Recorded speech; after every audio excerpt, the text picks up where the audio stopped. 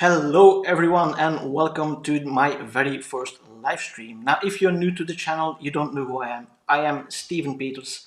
I have this YouTube channel where I talk a lot about the UNECE regulations, which is a topic that we're going to cover tonight as well. And I also do some autopilot videos where I test each and every update of the autopilot to see what has improved and what might have regressed. So if you're interested in that kind of topics, then please consider subscribing. And now let's get on to our guest. So tonight I have a guest with me that is also way deep into the UNECE and the German regulations. So yeah, welcome Alex. Hey, how you doing, man? Hi, Stephen. I'm doing fine, thank you. And you? Okay. Now I suggest you introduce yourself a little bit to the audience. Yeah, actually, I first of all, to the audience, I don't know, I can't see anybody. I don't know even how many people are in the room, which is not a problem. But some of you may know me already from We're about articles that I've. 67 in the room. Oh, okay. From articles that I've been publishing on. I started with Clean Technica. I publish now on Fully Charged Show. In German, I publish on Electro News articles since a longer while. I also have a small YouTube channel just in case I want to bring the information over in a different format, in a different media. But I also spend a lot of time on Twitter, actually every day, and much too much time, if you ask me, including today, with kind Yeah. of the latest and greatest what's happening in Germany, just to keep everybody updated. Also, obviously, Tesla very much, Giga Berlin very much, but with a focus on German automakers. And as a side note, obviously, I'm a Tesla owner. I'm a shareholder since more than 5 years. And yeah, I think Stephen and me, we bumped into each other discussing, UNECE regulations in Europe, and here we are.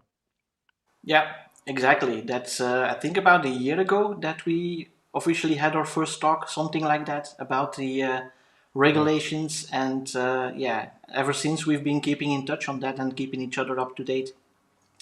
So Right. yeah, let me first recap a little bit for those that are maybe not totally aware of it, and then we'll quickly try to jump into the Q&A. But first, a few definitions that I think are important for people to understand. Now, first of all, what is the UNECE? Now, the UNECE is basically a United Nations thing. A lot of the time it gets confused with Europe, yeah, but it is actually United Nations. So the US is actually part of the UNECE. And that begs the question, why is the UNECE regulation, the famous R79, that is limiting autopilot in Europe, why is it not available or not applicable to the US? And one of the things is that within the UNECE, there are different working parties and regulations. So you have the WP29, which is what we are talking about, and that is for the harmonization of vehicle regulations. And it's just the fact that the US did not sign into that specific regulation set. So that means that whatever the UNEC decides on that regulation is not going to be applicable per se on the US. And that is why at the moment they have better FSD, they have better autopilot as well, which we'll come to with a few reasons during our debate here. So I don't know if you have anything to add here, Alex. No, not really. I mean, in terms of UNECE and the regulations, or let's put it like that, how this body works really, I believe you have much more knowledge than I have. I'm still learning, or we try to shed some light on the dark corners that are out here, because there's a lot what we don't know. But I think it's a good thing to come together here on that channel to discuss a couple of points and to review the status. We had a short, prep call up front where we touched on a couple of points. And I believe if I look back on all the questions I get all the time on Twitter, a lot of people are approaching me with a ton of questions. And I think this today is a good opportunity for people also to ask questions. And, yourself and myself, I think it's fair to say that we have some connections be it to people within Tesla, or be it with even directly or indirectly with people within the UNECE, other people just don't have. And that doesn't mean that we talk to them directly all the time. That would be nice, but it means like we can try to bring this puzzle a little bit better together, and trying to get a picture of what's really going on here in Europe right now in relation to the US. And obviously, I think the main questions we all have, and this is probably something that's plopping up later, is when do we see progress? When do we see something like FSD beta here in Europe? Are we going to see this at all, and all of that? So let's discuss that today. Yeah, absolutely. Now, before we jump into that, there's a lot of talk about level 2, level 3, level 5. Do you want to guide us through it a little bit as to what those levels mean? So that feels like in school when the teacher asked me to come on front, and I did know that I'm not well prepared. So No, it's just high level. Huh? Well, I think I would appreciate if you could do that, because you're deeper in that material, and I don't want to set wrong points here. I have my understanding, but I'm also carefully listening to that what you present. Yeah. Go ahead. No, it's quite easy, as you can see here on the screen. There are basically like 6 levels of the SAE norm for full self-drive, but none of them have anything to do directly with the how should I put it, with the capabilities of the car. And it's important to know that, for example, with a level 0, there is hardly anything that's there. It's all passive. And I'm not going to go into detail. You can find that as a level plan on the internet. I just picked it up there as well. But up until level 2, so level 1 is like the standard cruise control that you have, but not adaptive cruise control. And with level 2 you get some more active safety features that are involved there as well.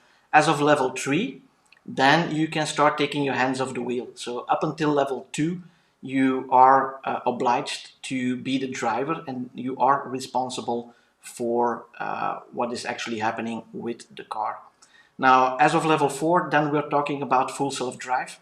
Level 4 is in almost any circumstance. So maybe not when it's snowing really hard. It's not going to work on those dreadful Chinese dirt mountain roads where people die every day, so to speak. So that is definitely not meant. I don't even think that with level 5 we're going to be able to do those kinds of roads.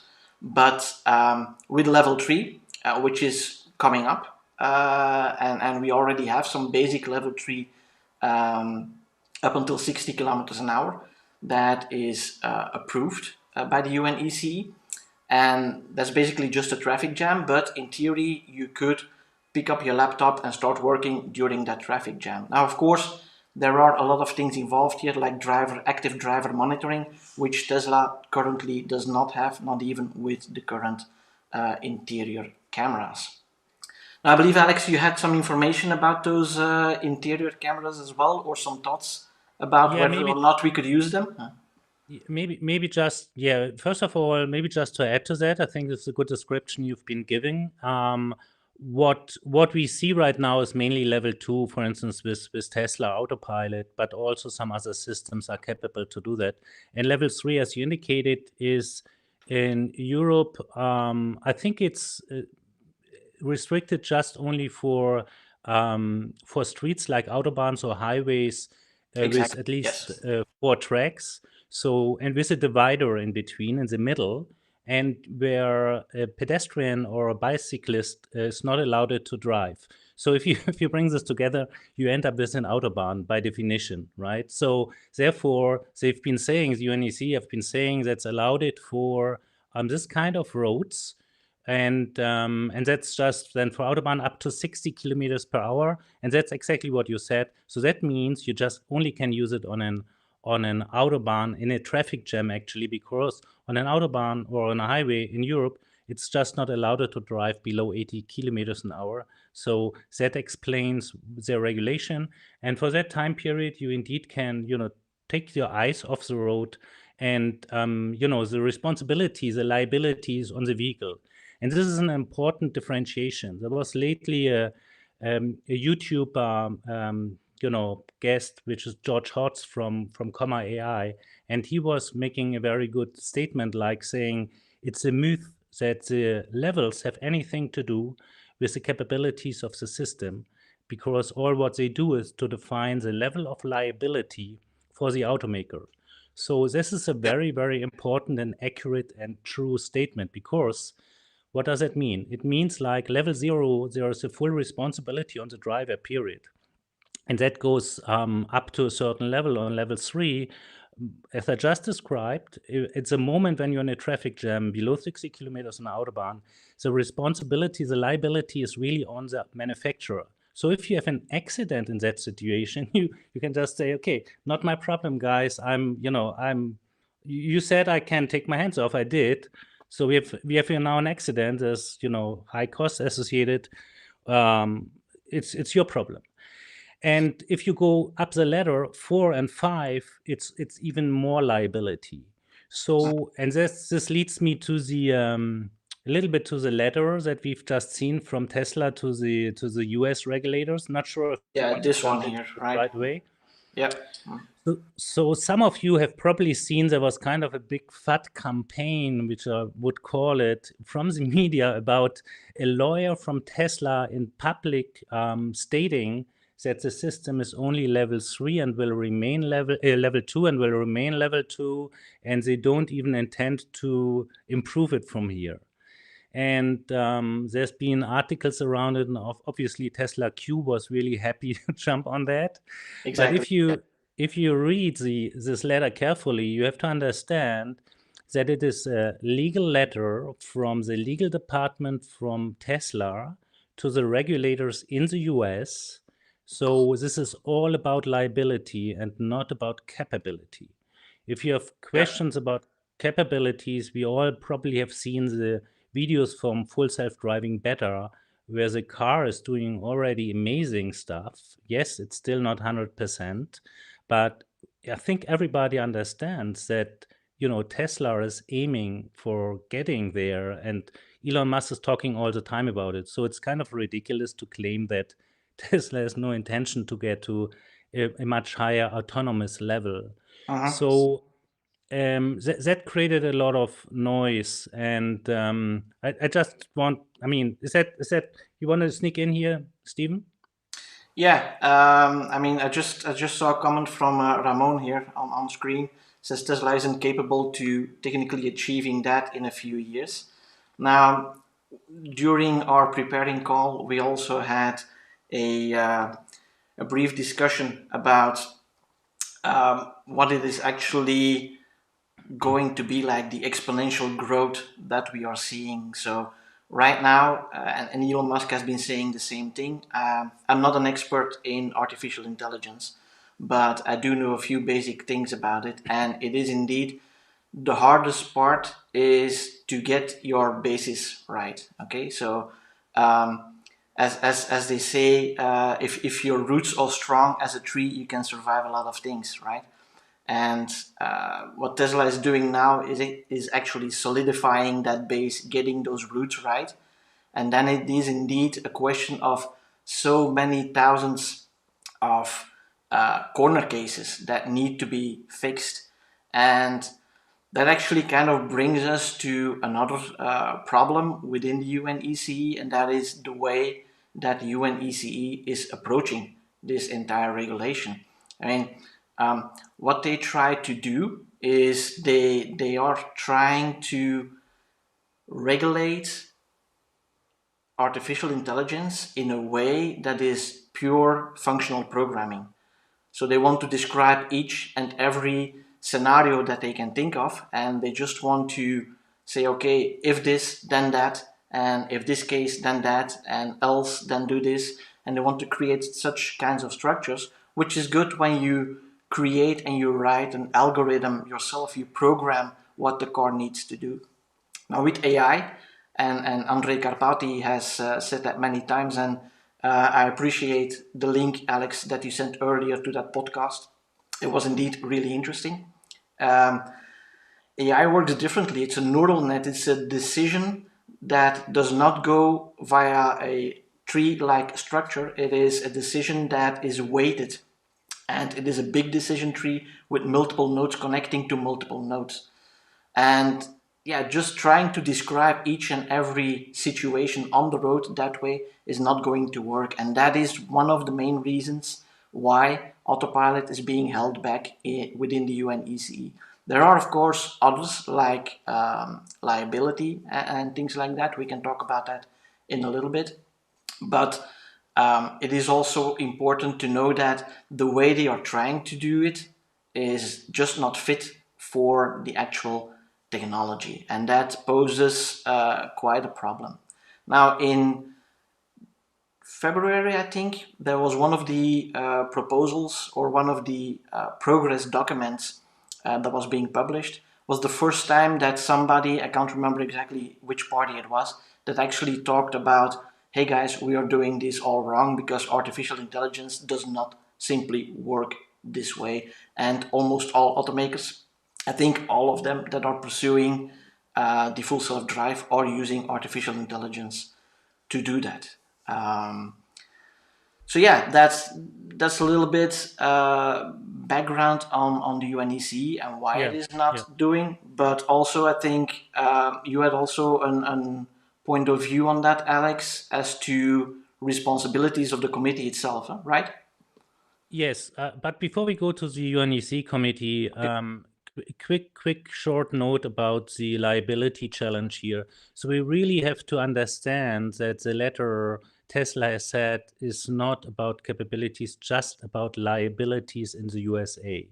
So the intention of Tesla was to avoid that the regulators get the impression the system is positioned for level 3 or level 4. And that sounds a little bit odd in the light of that what Elon is telling us all the time, but this is just a legal situation. And why do I say that? So let me explain it like following. I've been in touch with someone from the EU Commission, Anthony Lagrange, before. I mean, I've been posted an article about autonomy and driving and all the challenges that I recommend if you want to understand my thinking process here. And that article, throughout that article, I came in touch with the European Union regulator for autonomous driving for ADAS. Who is obviously, and I don't know the details, but he has to do with the UNECE. At least there are, kind of harmonization talks, and he's probably also present in some meetings. I would be very surprised if not. So he has been recommended from someone who really knows. And if I say someone who really knows, then this is someone who is really involved in the direct conversations with the UNEC. So I get information from people, and Anthony was, when this letter came out in the US, he was posting, I think it was a Bloomberg article, who actually was repeating this story around, oh, it's level 2 and it's going to remain level 2 and will never improve. And Anthony was retweeting that article, and I was pushing back. And then there was on Twitter and on LinkedIn a huge shitstorm coming Yeah, I out was here. part of that. Yeah. So, and then I received an email from Anthony through another person. I could have wrote him directly because I have his email address. And Anthony said, that was not my intention. I'm sorry for that. And I asked another person that knows what his intention was. And it turns out the intention from Anthony to, to publish or to support or to, reshare this article was simply because of the liability issue. So they try to to play down the system of level 2 and the ambition of that system right now. And now I come back to the UNEC, and you mentioned before, that for instance, eye tracking is actually something that Tesla is not doing right now. We know that there's an inside camera, but the camera is not good enough really to track everything in the cabin. And the intention, I think, for the camera was more for later on with robotaxis, just to make sure that you know what the guys are doing in your car, kind of. Yes. So, and the UNEC regulators are very nervous about the exchange when you are in a situation that the car has a liability, and then it switches over to the driver, to yourself and back. So let's assume you have level 3 or level 4. You drive on a road. On certain parts of that road, regardless what kind of road that is, the car takes the full responsibility and can drive on its own. And the liability is on the manufacturer, so everything is fine. But then you come to whatever kind of border or point where the car either is asking you to take over, or the area is just not mapped with high definition maps or whatever, and you need to take the control. That handover shake is something I know the regulators are extremely nervous about. And that's why they would like to have eye tracking in there, other kind of communication aspects in between the car and the driver. So there's a lot of conversation and discussion about that. And to make it even more complex, I think we have to differentiate here 3 different things. One is, I'm not sure who of you have ever driven with Tesla on autopilot or navigate on autopilot or in Europe on a road. So Stephen definitely, because all his videos are about that. I have a Tesla. Just put in the comment if you've never driven a Tesla on European roads before, right? Okay. So in the meantime, continue. I have one. I drive all the time on Navigate on autopilot. But what I try to say here, the level of capabilities the regulators allow here in Europe, driving that vehicle in Europe is limited from and by the regulators. Most people believe, oh, the car is really not acting like I wanted. This is really shitty, and I don't like that. And that's fair. But this is partly, at least, based on the regulation. Why I dare to say that? I dare to say it because I've been driving Navigate on Autopilot and Autopilot in the US on US roads. When I was there in 2000 last year in September for Battery Day. So I got actually a lot of offers from my network to drive. And I used that, and it was amazing. And what I learned is that the system indeed works quite different in the US. So we have to realize that there is a different level and different neural nets, if you will, work there. And now number 3 is coming. And Stephen, this is something we didn't discuss before. But something I heard through different channels, and also the podcast from Andre Karpathy you mentioned before, which I highly recommend everybody to listen to twice, because it's so full of fantastic information. So the full self-driving better in the US is actually almost a different software, a different neural net that is trained right now compared to what we know from autopilot. So the improvements in terms of over-the-air updates of the autopilot system, either here in Europe or in the US, are almost, stopped. They just put very little additions on top, because all energy and all focus goes, for good reasons, on the neural nets they train right now on 3D and 4D, and we can explain what that means, Stephen, or you can do that. That goes into the training of that neural net in order to bring out, that system and that capabilities to more people in the US. And my prediction is, and that's a bold prediction, I may be completely wrong, and I think Stephen has probably a different opinion here. My prediction, my assumption is that we may even see a situation where Tesla is going from level 2 right to level 4, where you can rely mainly on the car. You still need to be there in case, but the car in the US, at least in certain areas, in China in certain areas, I wouldn't be surprised if China is going to be front runner here as well. That the car is really driving itself and not going down the rabbit hole with level 3, in particular in Europe, where I know that the regulators, this drives them nuts. They don't like it. And they're coming from the world, and I'm ending with that sentence here, as you described, from scenarios. And that's why I'm saying listen to the podcast from Andre, because if you listen to it, and you don't have to be an engineer to understand that, if you listen to that, you realize... It helps if you are. It helps, but it gives you a sense how different that what Tesla is doing is compared to everybody else in the market. And Yeah. it also gives us an understanding why the regulators in Europe, in my opinion, just don't really understand what Tesla is doing and why the system is improving like that, and why the scenario-based approach they are pursuing is not the right one for Tesla. Yeah. No, exactly. And we have some data as well that we'll talk about in a little bit. But there's a good question from Roger that says, you have the hardware 3.0. Do you think that hardware 4.0 will be required for FSD with current cameras? Personally, I think we will need a lot more redundancy in the system. So there already is quite a bit of redundancy within the computer in itself.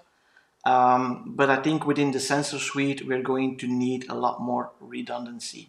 Now, also, I think, I don't know what your point of view of that is on the camera, the interior camera, but I think that either Tesla will have to replace that camera and maybe angle it, or maybe make it a little bit more of a fisheye even to get the driver in a better position, because currently that is not suited, because not all drivers' faces are in a correct position to do the eye tracking.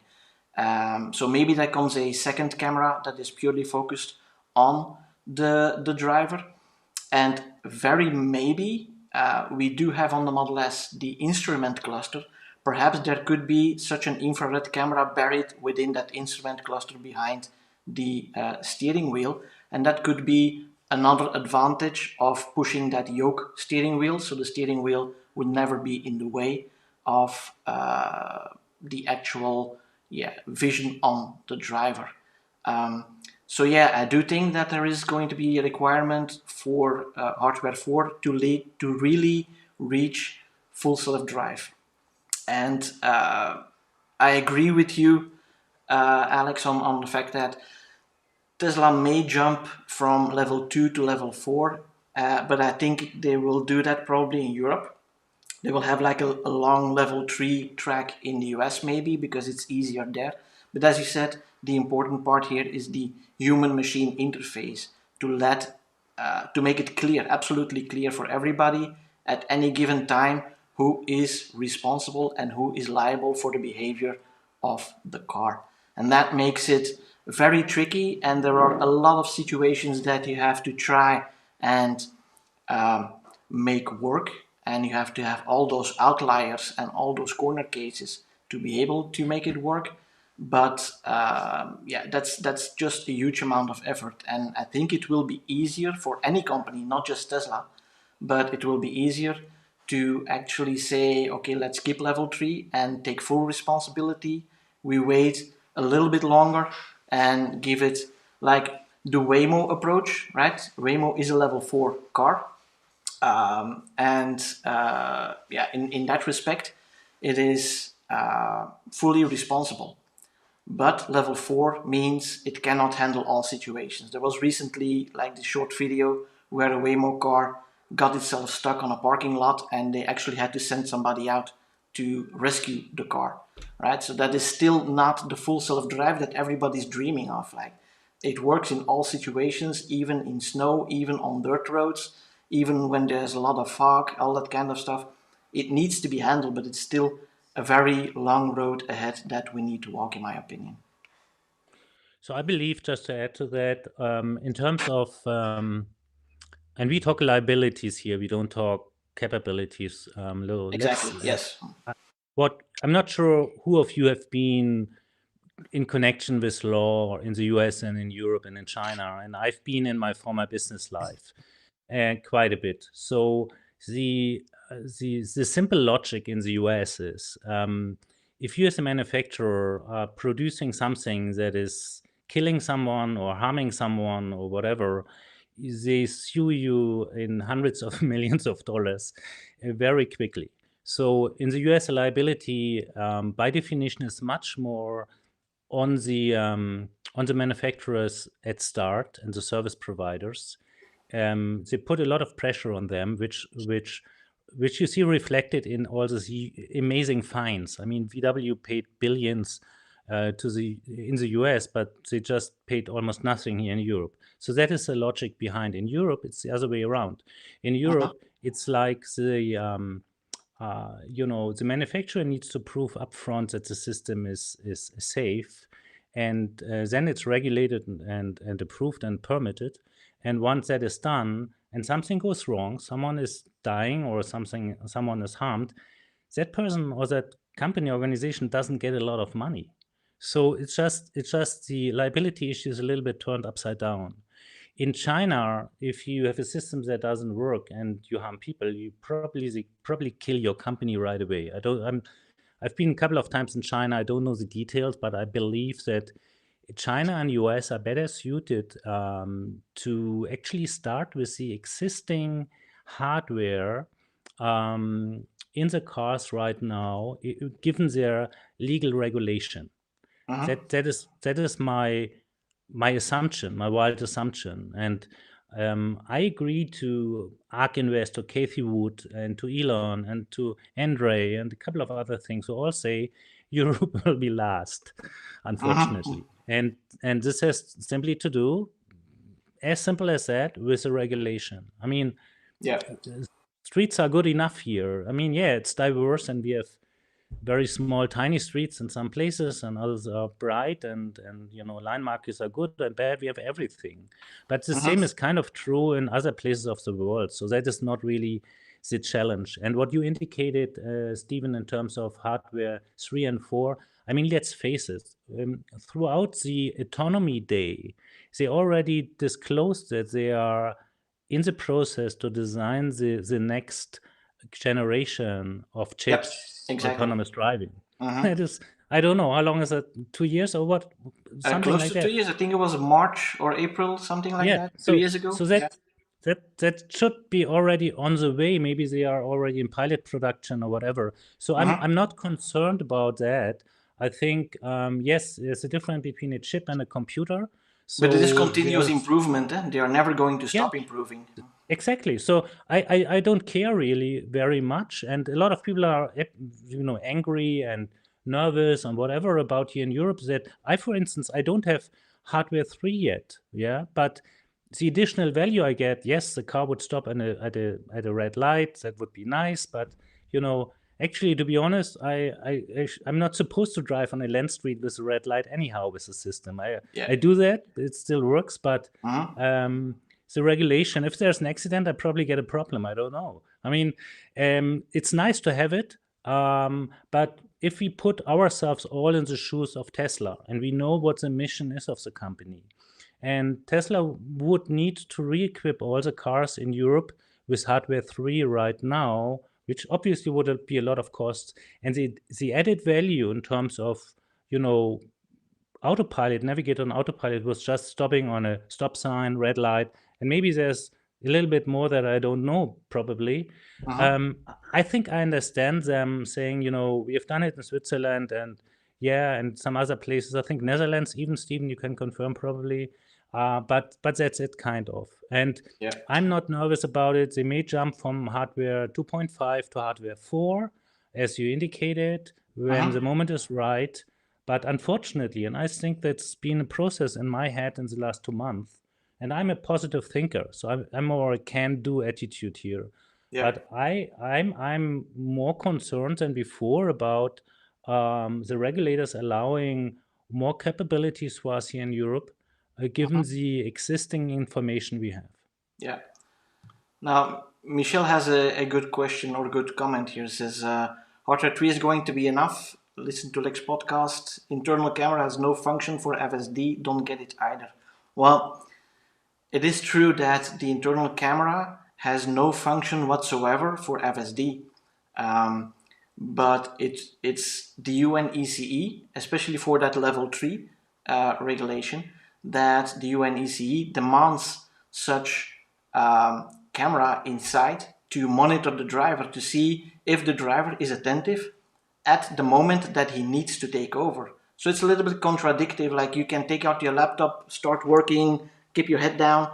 That's all perfectly possible on level 3 on the highway in those specific conditions. But then at the same time, you have to be monitored. So, but that is specifically for when you need to take over and when you are on level 2 functions. So there will be a separate level 3 button that you need to enable, a switch like with the FSD-beta, right? You just flick a switch and then you are in level 3 capabilities, but you will still have the regular cruise control. You will still have the regular autopilot, perhaps. I don't know if they're going to split that, perhaps not. But like it is currently in the US, it's you either enable FSD or you have nothing. And I think there will have to be levels in between, especially within Europe, just because of those different types of those different levels of regulatory liability things. I don't know exactly how to describe it, but as you said, Alex, it's all about liability and responsibility, and not about the capability of the car itself. Yeah, I think, Elon has made a couple of times the point that regulators will allow it once they see the data. And so the data is very important because it shows us how many accidents are done in comparison with other Yeah, vehicles in here's the situations chart that like I that. made. Yeah, you want to present it? Yeah, sure. So this is basically from I think Q3 2018 per quarter. The bottom one is the average from NHTSA. So that's the average over all cars, and it's the average miles driven per accident. So the higher, the better, of course. And then we see that, yeah, if you don't have autopilot or any basic safety features, then it basically has stayed the same for the past 2 years. There has been no change. With autopilot, you could have the active safety features on, so like the side collision warning and side collision avoidance, that kind of stuff. Yeah. In the beginning, it was a little bit worse, but after that, it got better with the active safety features on. And then you have the full autopilot engaged with all the active safety features engaged. And you see it fluctuates quite a bit, but the regular trend line is that it is going up somewhat. And yeah, we're talking about 3 million kilometers between accidents over all the cars that we currently have. And at the moment, we have more than 1 million Teslas on the road. So the data speaks for itself. The only problem that we have is that this is data from the US, and the UNECE does not want to accept that data as relevant data, because they say, okay, the roads are different, the traffic system is different, and the lights are positioned differently. So they say, okay, the road and traffic conditions are too different from Europe. But that brings us to a catch-22, basically, which is we need a lot of data to prove to the European Commission and to the UNECE that it is in fact safe, but they're not allowing it on the road, which doesn't allow you to get data. I mean, Tesla still has the whole shadow mode going on, but there's only so much that you can do in shadow mode. I mean, you can in shadow mode, you can mark in the system that, hey, I would have turned left here, or I would have evaded this at that point. But it doesn't provide any follow-up on that. So with that, I mean, if it would have turned to the right to evade at the point that autopilot would have evaded, normally when it was talking about, or when it was working in shadow mode, maybe the steering angle would have been too steep for the current road condition and the car would have caused an accident. And that is something that we cannot know. You just know I would have done something different at this point. But what the result was, that is not something that you can easily do with simulation. And that's why we need real cars on the road. And actually, Tesla is allowed to test full self-drive in beta. And actually, if they have some kind of internal full self-drive level 5 functionality working on, they could fully test that in Europe because they have special permits for that. So testing as a manufacturer, that is not impacted by the actual UNECE regulations. So there are FSD beta people driving around, but they are working for Tesla. So that kind of brings me to another question. But before I'll go to that question to you, Alex, let's talk to you guys. Who of you would actually want FSD beta on their car? Right. So, given the fact that you need to test it, you need to be actively involved in doing it, and not just, hey, I got FSD and now I'm sitting in the back and starting to read a magazine or whatever. Not for that purpose, but with the full responsibility. Who of you would actually be willing to take the FSD beta at this point? Well, that's a lot of people. Instantly, yes. Okay, a lot of people. Me too. FSD beta button, yeah. So yeah, that brings up the question to you, Alex. Do you think that at this point the FSD beta, because there's a lot of demand for it, we see it here as well, waiting, me. A lot of people wanting to actually get it. Do you think it should be released this widely at this point? Well, that's a question I actually didn't ask myself, because in Europe I don't see that this will be regulated and allowed it very soon. But one point I'd like to Assume make. that it is. Assume that we could get Okay. it. Um, Yeah, I think, just like it is in the US. Would you want it? absolutely. I personally I would take it immediately, and I think Tesla should do the same thing like in the US, which is carefully selecting the people and having a group, and they all need to sign NDAs, by the way, on different levels. Only a few people are allowed it to publish videos about it. So all what you see on YouTube, Twitter, is highly regulated from Tesla, and that's a good thing, because let's not. I mean, we have to be clear. This is still beta. The system is still evolving, and if we would have the same regulation in Europe, I absolutely would say yes to it. I mean, if these are responsible drivers who really keep their attention on the road and who know what they do, and who just freak out if something is happening that is unexpected, why not? And that would allow to collect data, to show the data to the UNECE here in Brussels for the regulation. If I say in Brussels, I don't mean just only for Europe, but the majority of vehicles is just in Europe in terms of Tesla. There's, yes, Russia is there, and I think Australia or whatever other countries and islands in the Caribbean, but these are small countries, and the majority of these vehicles are driving around in Europe here. So I think it's definitely a good thing, and I believe it's not a good idea. And this is again typically European, typical for Germany. It's this over-regulation. You have to have a board. You have to have some people in a room making some decisions.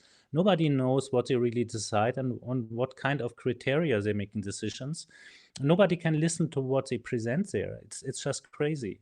And I've been asking someone really responsible for that matter here in Europe. I don't name the person, I don't tell the company he works for, but Uh-huh. he told me what they need, or what is really required to push this forward in Europe. And I'm talking to all people who just said here, yes, I want it. Is more pressure in Europe from the road. So we need to have pressure on the regulation. We need to have more people asking the question, why is what obviously saving lives in the US, avoiding accidents without any doubt in the US, why is that not allowed it in Europe, at least on a regulated smaller level, to test and to collect the data? And my prediction is, if we all are not creating that pressure, we should not be surprised if it takes years and years until we get that. Finally, the US will have, level 4 driving, people with Teslas driving around everywhere. And we here in Europe are still having, navigate on autopilot on Autobahn. I mean, this is ridiculous. And I'm really getting angry if I think about it, how we are treated here in Europe. Uh-huh. And I don't see right now that this is getting better. All what I'm asking is a scientific approach in terms of how decisions are made. I'm asking for transparency about decisions, I mean, like everybody from us has kind of a government where you know what in parliament is discussed. Yeah, that's just normal. But here we have a technology that can save lives, and some people we all don't know are hiding in a room making a decision about something, and then we get a kind of a meeting report where usually they postpone half of it because they only meet every 6 months. I mean, think about it. The development of full self-driving beta is crazy. Every other week there's new functionality, and these guys here from the UNECE committee in that working group you just mentioned, they meet every 6 months one time. It's just Well, a yeah, joke. they meet every 6 months for decision makings. They do meet more often. Like there was a December meeting. We had one in September. Then it was December. In February, there was a virtual meeting in April. It's going a little bit quicker now because there are virtual meetings because of the whole COVID situation. But indeed, the But yeah, next point where they will take decisions is the meeting in June. So that is indeed, um, I mean, this is a a joke. very long time. Every 6 months. I mean, Yeah. clearly the work in between, they are not for gone away for holidays. There's no doubt about that. But this is a joke in terms of how the sport works. And from the scenario-driven approach, I really get the understanding that they don't have a very comprehensive and good understanding about what Tesla is really developing here. And one point we probably also want to discuss is in Germany, the new autonomous driving law The level 4. proposal Yeah. that, yeah. Yeah, if you could, So, do you have some news on that?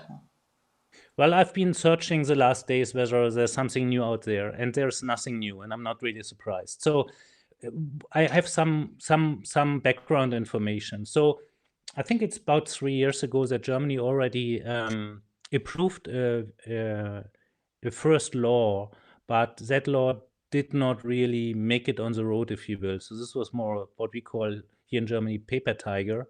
Um, and when the new coalition here in Germany came together, they usually make an agreement, a contract. So the two parties that are here governing Germany, they agreed for a law for autonomous driving.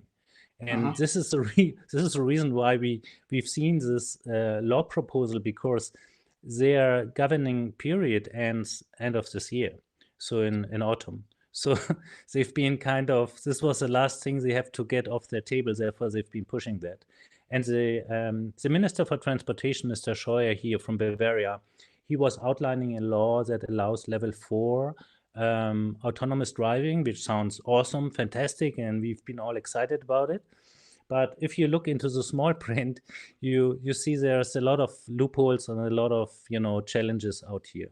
So number one is they request that the roads, the areas, the region where these vehicles can drive is permitted from the communities and from the cities. So this is kind of the lowest level you can bring this down to, and I see already the bureaucracy in Germany jumping up and down, and you will have a lot of uneducated people by definition in that roles to decide where these cars can drive.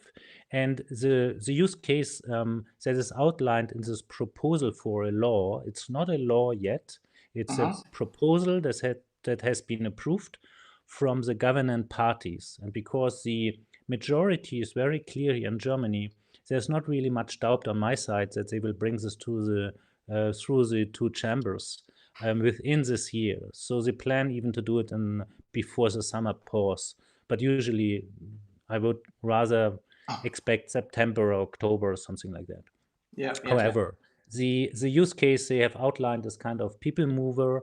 So if people driving people with an autonomous vehicle from a parking lot to, I don't know, a theater or a cinema or whatever, this kind of things. So people movers, they have some goods movers use cases, or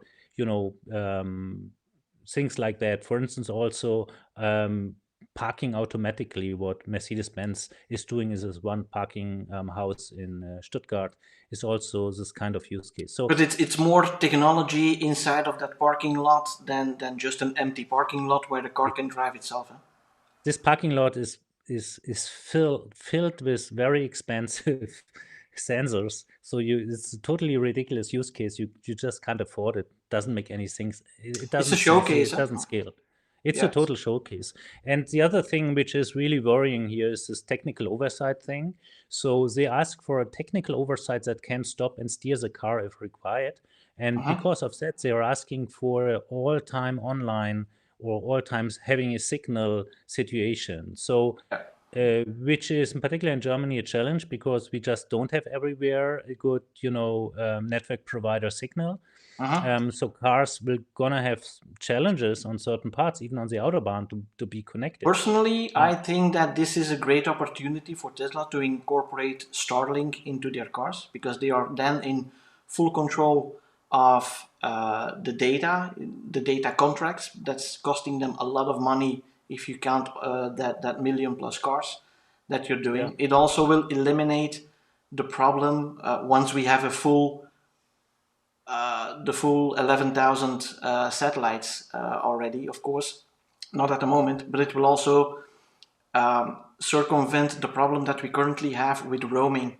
I mean, the roaming charges are dropped, but there's still roaming between the different networks, between different yeah, countries, and it can take up to 5 and sometimes even 10 minutes before you get a new internet signal, a new LTE signal when you cross a border. And in Europe, we have a lot of tiny countries, and you can drive through 3, 4, 5 countries in a single day. And each and every time at the border, you have a problem with the connection, and the radio drops because you were listening to Spotify.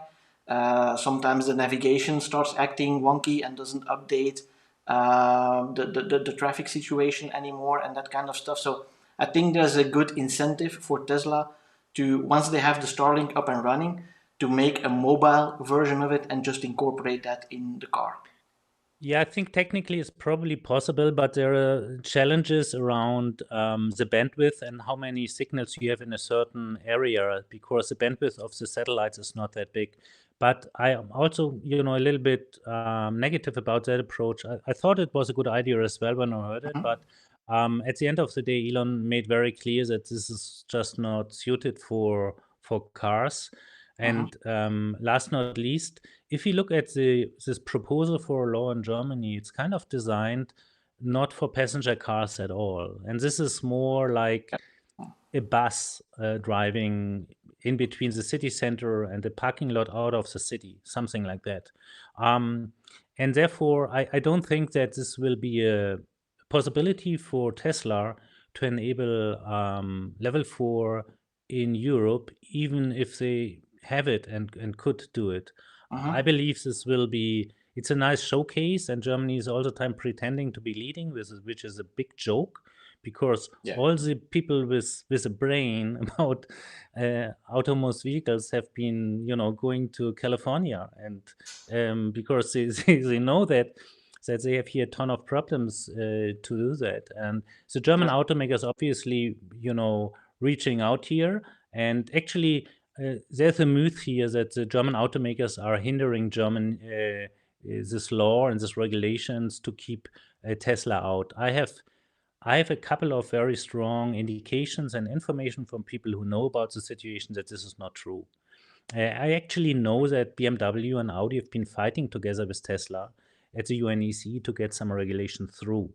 So, because they also have technology around level 3, which they would like to enable, and that is very highly restricted. I know that Audi, for instance, was trying to extend the 60 kilometers per hour restriction to 120 kilometers per hour, which would be a Uh-huh. totally different story. I mean, imagine you can drive up to 120 kilometers per hour on level 3 on an autobahn, One which would be, thirty even. The yeah, suggestion was for 130. Yeah. okay, so even better. So thanks for correcting me. Yeah. So what I'm trying to say here, I had the thought in the beginning too that the German automaker is trying to hinder Tesla, and actually they do in a certain way in a couple of other areas. But in Mm-hmm. terms of level 3, at least right now, they would appreciate if the regulators would be more open and allowing more. And Germany is initiating that law, and if this goes through, there is the opportunity that they create some pressure on the committee, on the UNEC committee, Mm-hmm. because all of a sudden we would have level 4 small buses and people mover driving around in certain areas in Germany, and it probably works fine. And then the UNEC is asked, hey, what's with the rest of Europe, and why are you lagging behind, and what's the problem? So that could be a good outcome out of that approach. Yeah, definitely. And Michael also asked the question, will FSD beta come to Europe within UNEC limitations? What is your opinion? So I'll let you go first, Alex. I don't see that coming. I mean, I would love to. Really, I'm really going down to my knees and tell me what I need to do really to get it through. But I don't right now. From what I know from the committee and the regulators and how they work and how they think, obviously, because if you just think about their scenario-based approach, then they have no understanding about what really Tesla is doing here, and based that they are not really looking into data right now, and they are not willing to do that. And if I add the liability issues here in Europe, I Mm-hmm. just don't see it. I hope to be wrong. I mean, Yeah. please, I would be happy to be wrong here, and that something is happening I don't know and I have no clue about, and all of a sudden this is moving ahead. That would be awesome. But right now, I'm very skeptical. Yeah. Now, I do think there is still the whole process of continuous improvement, and I do think that we will continue to get some features. So the question is, what is FSD beta within current regulations? And a couple of months ago, I actually made a video about that, so you can check that out on my channel as well, about what we can expect from FSD beta based on what we are seeing. But if you consider, for example, the regulation where you can only use the auto lane change on basically highways, it's roads with at least 2 lanes in each direction with a divider in the middle, and where pedestrians and cyclists do not have access to. That is actually the definition of where you can use the auto lane change.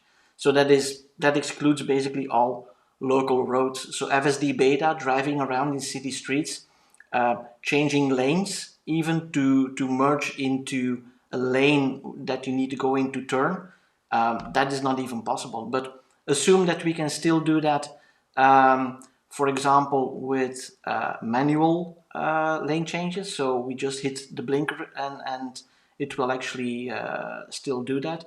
The gaps that we still need to do those lane changes, they are so large that it becomes nearly impossible. So the FSD beta that we see in the US is never going to come in this form under the current UNECE regulations to Europe. I do hope that we will get more features and we get some kind of fork from that specific FSD beta within the limitations, because the way it navigates around cars, around debris on the road, the way it makes room for cyclists to go around them. Currently, we're just stuck behind them, and the car is not going around them automatically.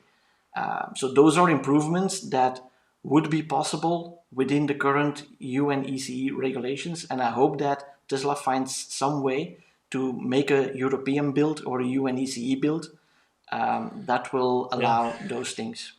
We have to realize that the resources Tesla works with are limited.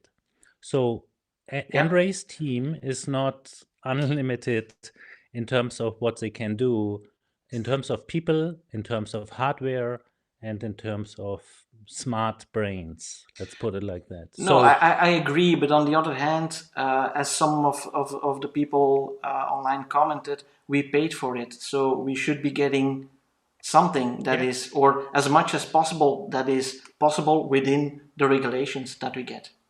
well, to everybody who's saying, hey, I paid for it, my answer is yes, but the problem is not Tesla, the problem are the regulators. And that brings me back to what has been told to me, and I would Hey like to Graham, convey thanks for this. the super chat, man. Really appreciate it. Thank you. And that's something I would like to convey to everybody here, which has been told me. Really, everybody of you guys who's annoyed about the situation, please realize that the bigger problem are the regulators and not Tesla in terms of providing this. And the way to express this is sit down and write an email to your Ministry of Transportation. They Mm-hmm. are directly connected to the people at the UNEC. They are sending people partly in these meetings.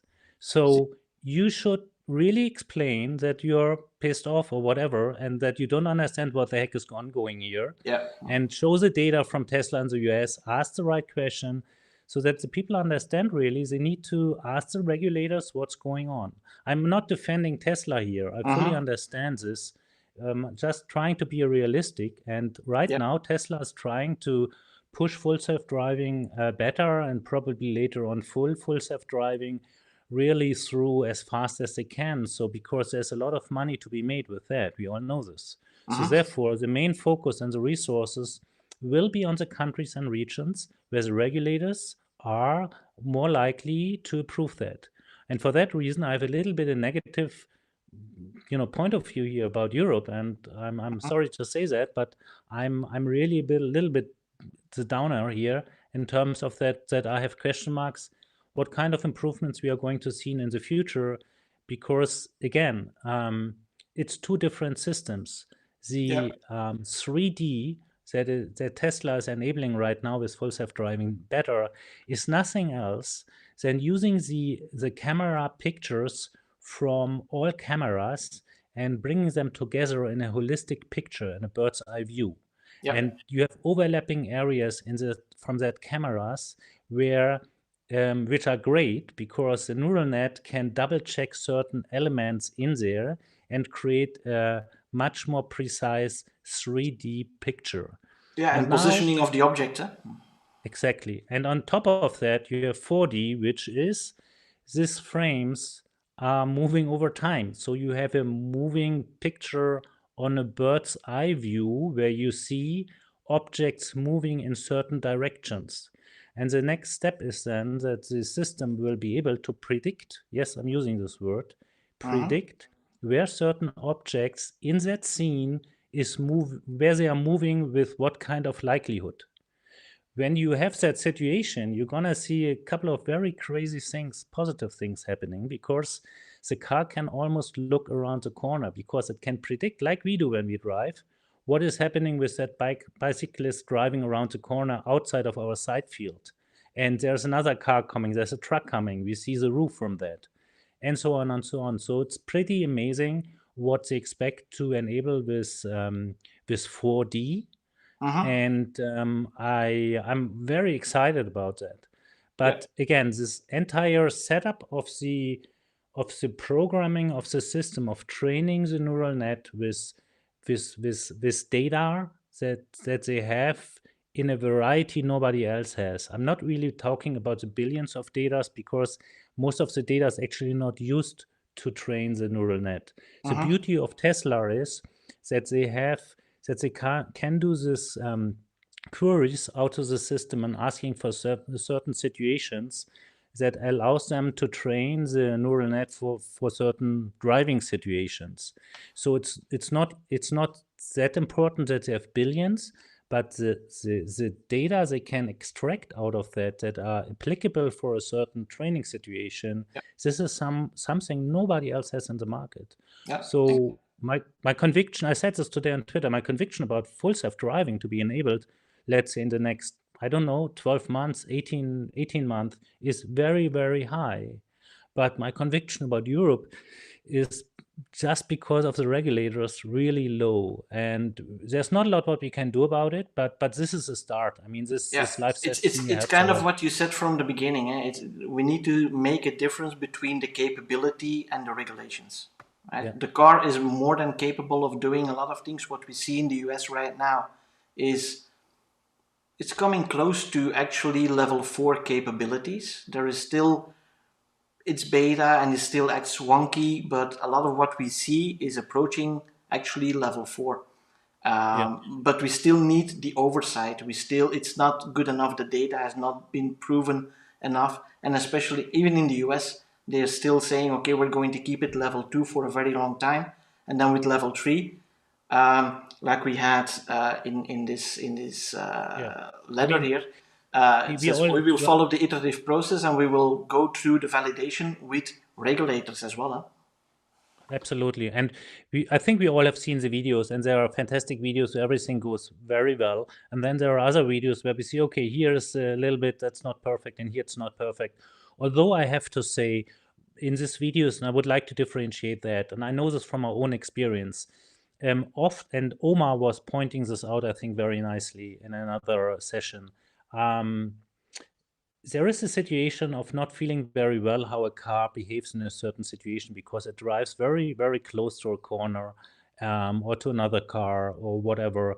And people interfere. This just stops the system and say, okay, that would have caused an accident.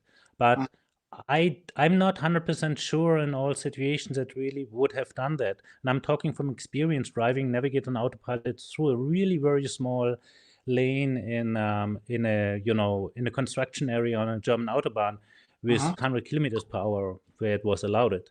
So and the car was really going kind of 10 centimeters very close to the border on the side, and I was almost speeding, but nothing happened. The car did know really exactly what to do. So what I'm trying to say is our level of confidence and, let's say, I don't know how to express that. The level of feeling well in such a car doing its own thing is different from person to person.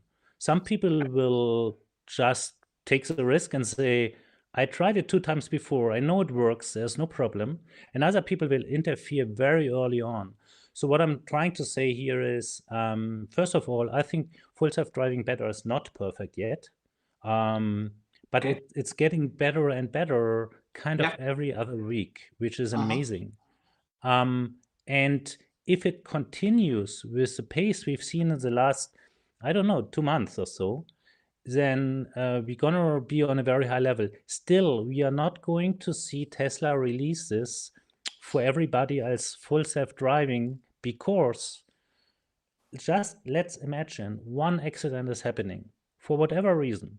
Maybe it was not the car's fault. I mean, the entire world will be upside down, and there will be a huge shitstorm, and it will probably take 2 years for NHTSA to come out with a clear statement. We've seen this from the past with the so-called burning Teslas, and it turns out there was just no problem or accidents, and then it turned out autopilot was not engaged, or another thing happened that was not the But fault of the in any case, it manufacturer. is going to be really bad PR for Tesla, and it's going to set them back on a regulatory Horrendous, level horrendous. for a huge time.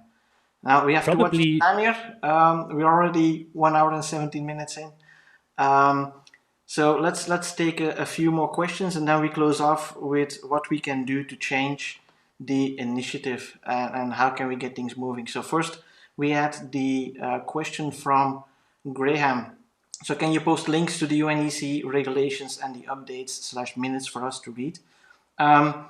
In some of my earlier videos, I posted the link as well, but unfortunately, it's not just one link. It's it's per meeting, and then per meeting you have different regulations, different documents. So it's not just like one link I can send you. But if you go to the website unece.org and you search for R79, or just type in Google UNECE R79, UNECE GRVA meetings, then you come to the reports, and I advise you to read them if you have trouble sleeping, because they are so lengthy, so full of descriptive text that it usually takes me a couple of days. If I make another video update about what has happened, what has transpired, it usually takes me a couple of days to fully understand like what has been decided and what does it mean for FSD or for Tesla or autonomous cars in general. So it's a little bit more complex than just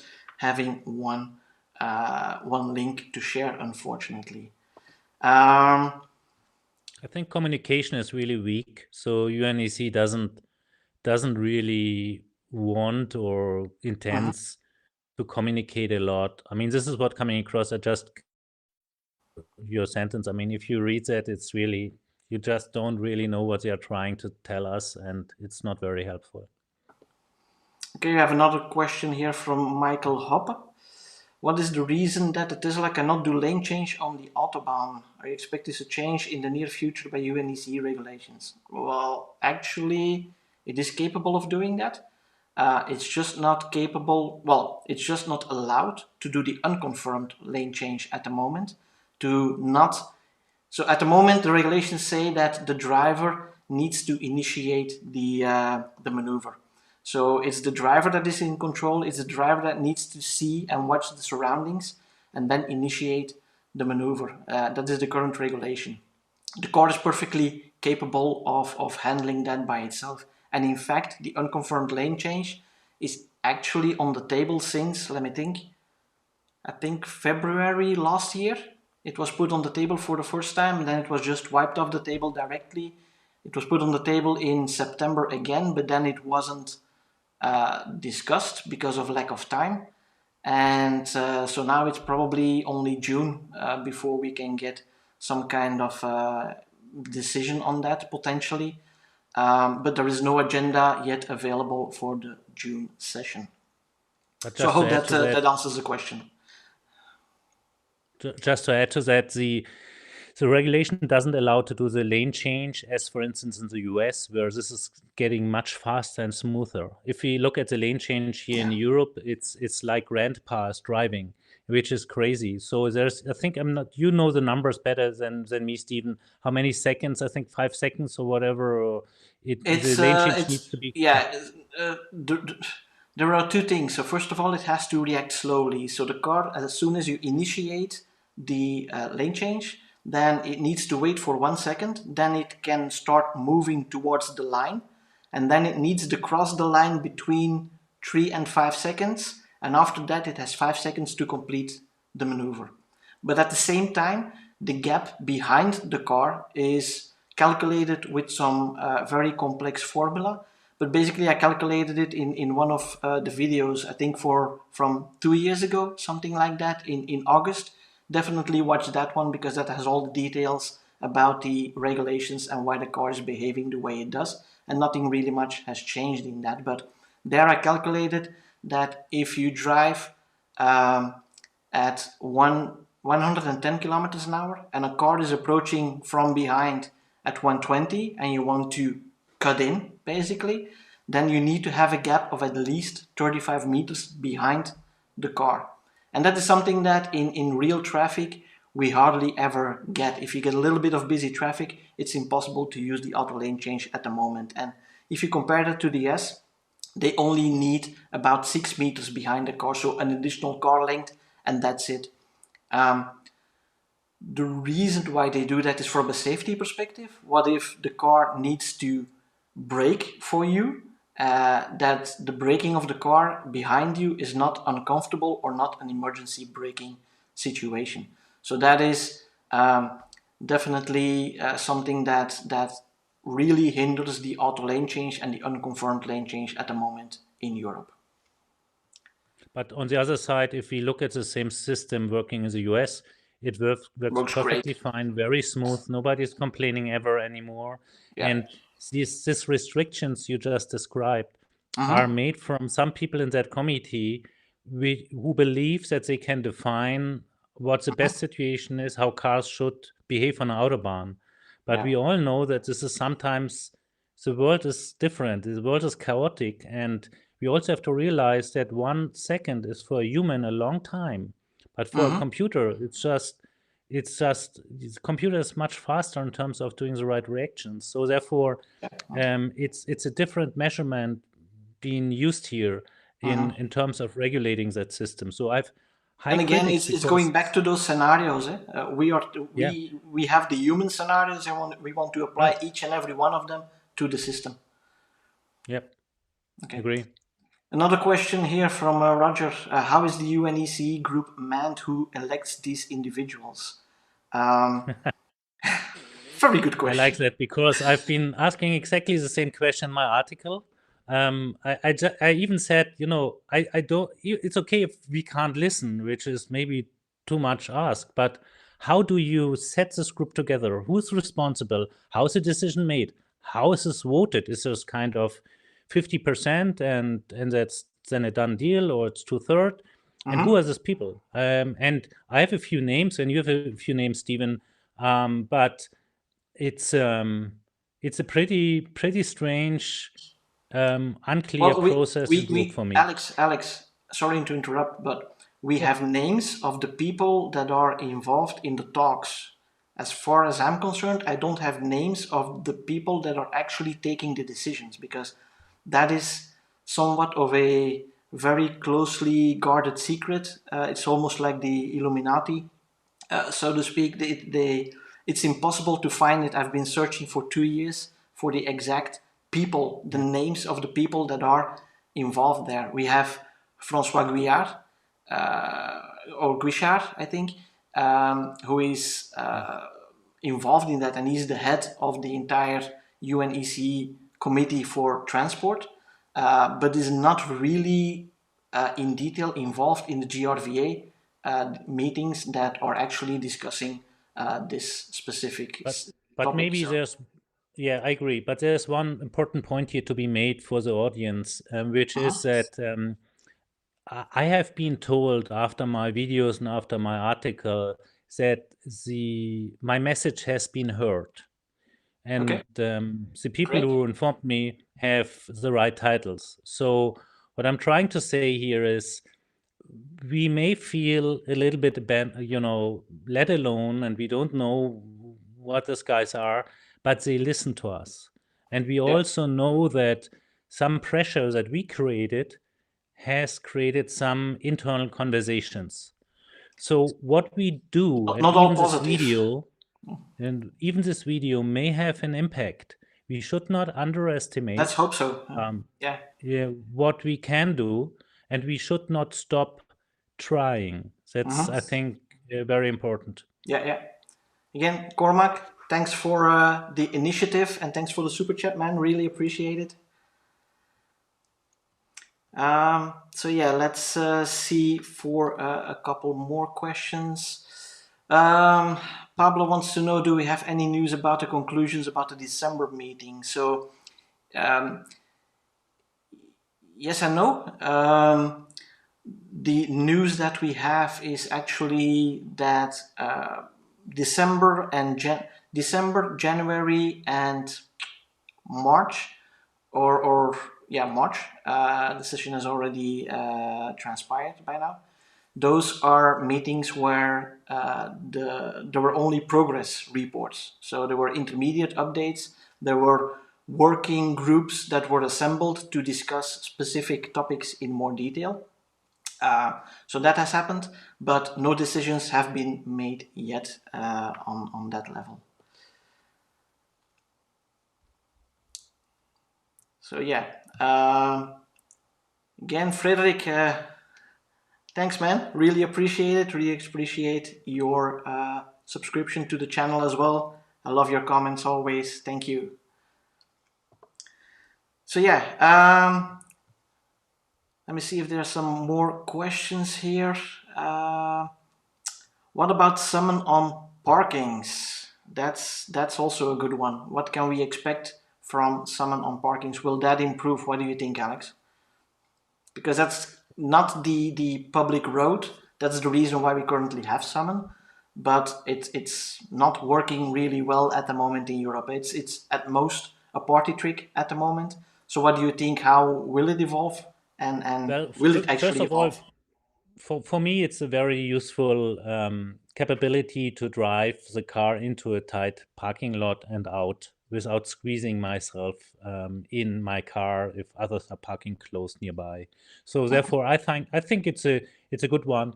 But obviously, it doesn't work like in the US, where I think it's 150 meters or even more, where you can drive the car over a broader parking lot. And yes, you can claim it's a party trick there. But back to your question, I don't see that there's something that will change, because the same question are coming up here with the UNECE committee, I believe, in terms of liability issues. And I don't see any reason why they should judge the situation on a parking lot in a different way compared to a normal street where people are driving around. Actually, we all know that most of the accidents are happening not on high speed, but on low speed. So True. It's in living areas, it's in parking lots, and there's a kid behind your car and you go backwards and then you have a bad accident, things like that. So unfortunately, I don't see that this will change soon.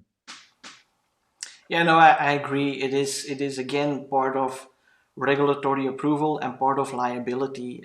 The way it is regulated at the moment is that you really need to be close to the car. You need to have kind of like what the drone regulation is. You need to have visual line of sight and you need to be able to intervene. What we see in the US, a car can get behind a tree if it's 100 meters away from you, and then you don't see it. Perhaps a kid is crawling on the road, or there might be a dog or a cat that's walking there, and the car may not see it. Potentially, it's all about liability, and they just don't want that liability, and the commission itself doesn't want to be held liable for the actual regulations or the actual accidents that might happen there.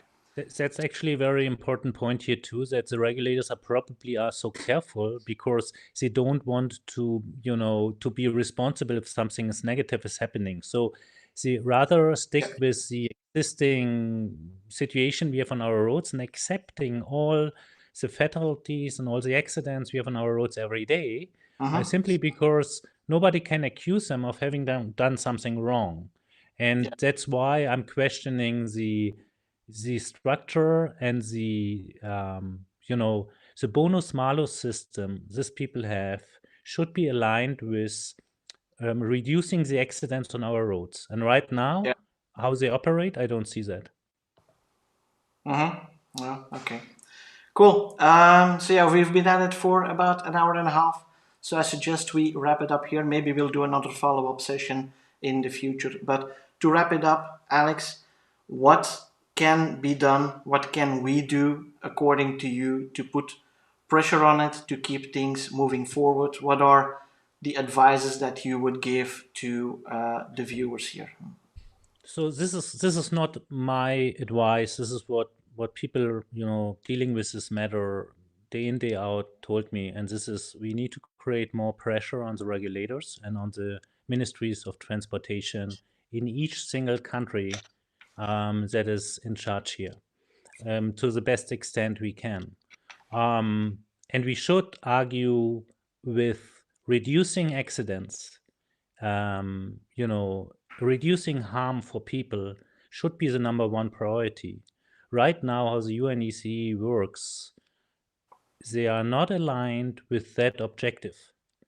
And the data in the US proves that. And if they claim the data is not applicable for Europe, then happy to find a group of people who will collect the data for them. I think that shouldn't be a problem, and that won't be a problem for Tesla as well.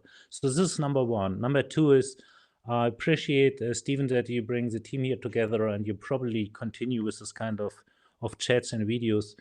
We should try to exchange information from time to time, because I do see that the gap in terms of Europe and the US and China will widen. So the difference what we have here in Europe and the US will be more obvious in the future than it is today, unfortunately. And again, I hope to be wrong, but that's what I'm seeing right now. So these are just two things. I believe there are smaller ones, like there may be pressure on Tesla in terms of the internal camera and eye tracking, other things where Tesla won't comply quickly or at all. We will see, which could or could not help the situation. But we also may see approaches like in Germany, where all of a sudden more is possible. I mean, if you would have one country, whatever country that is, that would allow full self-driving better on the roads, kind of bypassing UNECE, which actually Germany is doing right now with this new law. We could have a use case and data and proof that it works. And that would create tremendous pressure on the UNECE to change the direction, to overthink how they work. So these are Yeah, just a few. I think you are right in the sense that if we can get each individual country to, or some individual countries to align their efforts and to do it on their own outside of the UNEC, that could make the job for the UNEC as easy as just signing at the bottom of the page, because it's already there and it's already been proven, at least in test phases, and potentially in real world situations on certain sections of autobahn, for example. Like you have a certain section between Munich and what was it again? In Nuremberg. Yeah. So So there's a specific. Yeah. there's a There's track that. road where people can test it. And I also like to say, you all you guys out there may think, okay, what can I do writing the Ministry of Transportation? Are you joking? They will never answer. That's not true. I wrote them a very friendly but precise and clear email, and I got an answer. And all of a sudden, there was a conversation. Yes. So, and I would be very surprised if that's possible in Germany. Why shouldn't this be possible in other parts of Europe? No, exactly. And But I think some, you mentioned a very important point there is to keep it an honest and yeah, friendly conversation and not start accusing them of things. Like sometimes I do that in my video to create kind of the shock effect that it creates towards the UNECE, and it has worked because they have seen the videos, they have responded to it, albeit via the different sources that I have, not directly to me, but I know that the videos are noticed and they do know about the link or the petition that I had a link for earlier in the chat also. So they are aware that we are not happy with it. And I think if we can raise that awareness to our local governments and use the official channels through our local governments to the European Committee and then to the UNECE, I think that's the only way that we can really apply pressure here. Okay, so we are going to wrap it up here for today. So thank you, Alex, for joining me. Always nice talking to you, and thank you a lot for your insights. I hope to do this sometime in the future again, and I hope you found it interesting as well. yep. Thanks so much for inviting. Interesting conversations, like always. And also, thank you to all people listening and asking questions and supporting Stephen here, which is great. Really, we need to organize ourselves a little bit better to get the ball rolling. Yeah, indeed. So thank you guys. You are awesome, and thank you for continuing to be part of my channel and for supporting the channel. It's always very much appreciated. And yeah, I'll see you guys in the next one. Take care. Talk to your local governments. Try to get something moving in a governmental region towards the UNECE. And if we all work together, then hopefully we can make a change. So thank you all and good night. Bye bye. Bye bye.